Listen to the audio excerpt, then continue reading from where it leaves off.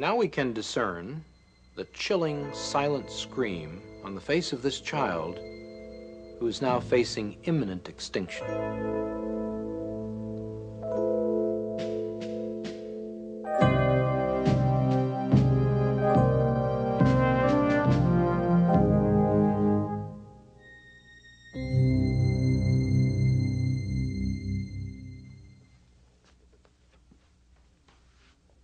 My name is Bernarda Nathansona. I'm a physician, a practicing obstetrician and gynecologist.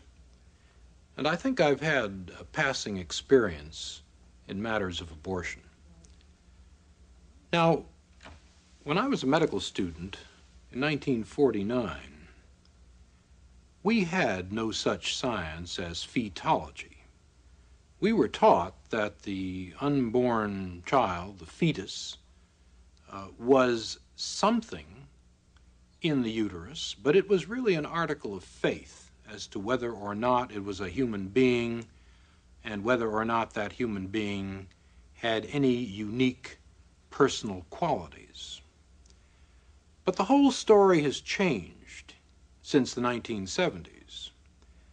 It was at that time that the science of fetology exploded in the medical community.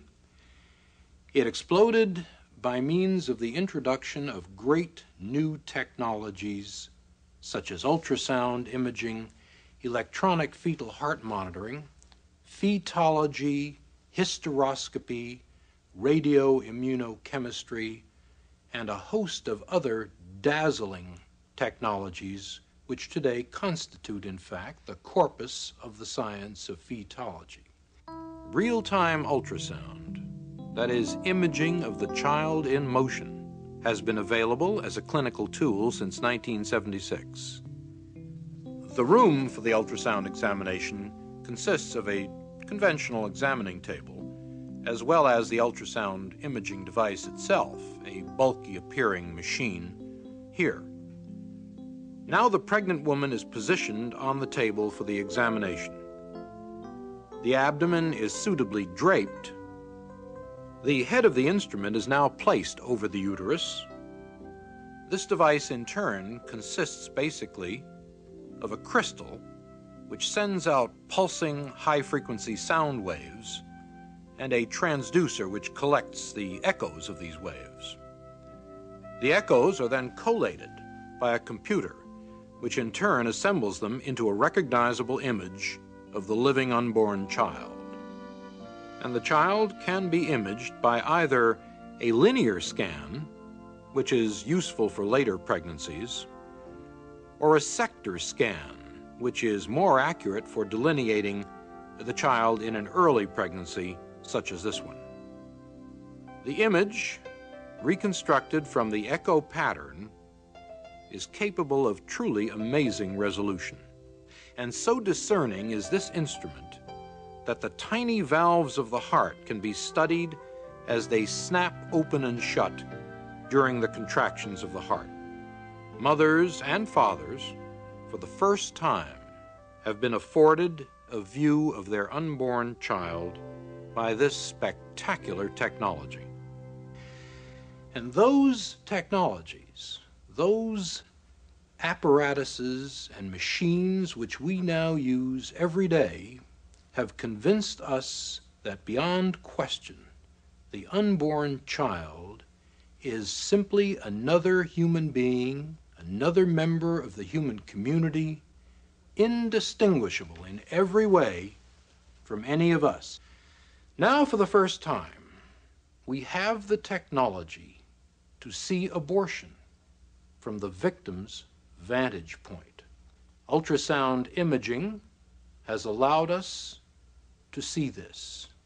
And so for the first time, we are going to watch a child being torn apart, dismembered, disarticulated, crushed, and destroyed by the unfeeling steel instruments of the abortionist.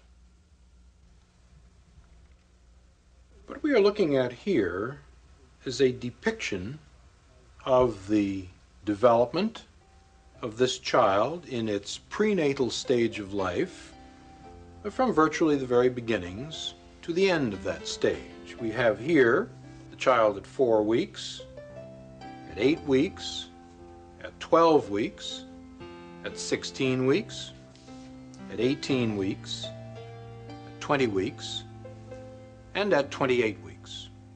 As you can see, there is no revolutionary or dramatic change in the form or in the substance of this person throughout this developmental stage. Now, this little person at 12 weeks is a fully formed, absolutely identifiable human being. He has had brain waves for at least 6 weeks. His heart has been functioning for perhaps 8 weeks. And all the rest of his human functions are indistinguishable from any of ours. Now, this book is Williams Obstetrics, the 16th edition, written in 1980. It is a standard textbook used throughout every medical school in the United States. Preface of this book, published in 1980, cautions us as follows. Happily, we have entered an era in which the fetus can be rightfully considered and treated as our second patient. Who would have dreamed, even a few years ago, that we could serve the fetus as physician? Traditional medical ethics and precepts command us that we must not destroy our patients, that we are pledged to preserve their lives. Now let's see what abortion does to this, our second patient. We have then the 12-week unborn child in the uterus being this muscle surrounding the child. When the abortionist commences the procedure, he will first place this instrument, which is known as a speculum, into the woman's vagina and will then open it in order to visualize the cervix, the neck of the womb, here. Having visualized the cervix, the abortionist then takes this instrument, which is known as a tenaculum, and fastens it securely through the speculum onto the cervix in this manner, clamping shut the tenaculum and getting a firm grasp on the cervix. The next instrument which is brought into play is called the sound. This instrument is then introduced into the uterus, and it is then removed, the abortionist having ascertained exactly how deep and in fact how large the uterus is.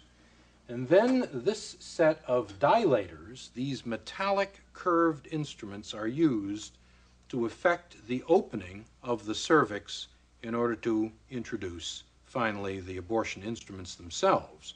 The abortionist first introduces the most slender of these instruments into the cervix to dilate the cervix, turns the instrument around to a slightly larger end, introduces that end, and then works his way through the various graduated, increasingly larger ends of this dilating instrument.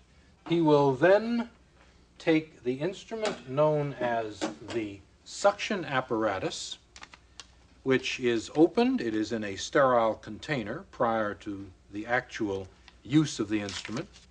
And then this will be inserted through the dilated cervix up into the uterus and will then puncture the sac surrounding the child, allowing the amniotic fluid to escape. The instrument then will come into direct contact with the child, and with a pressure of approximately 55 or so millimeters of mercury,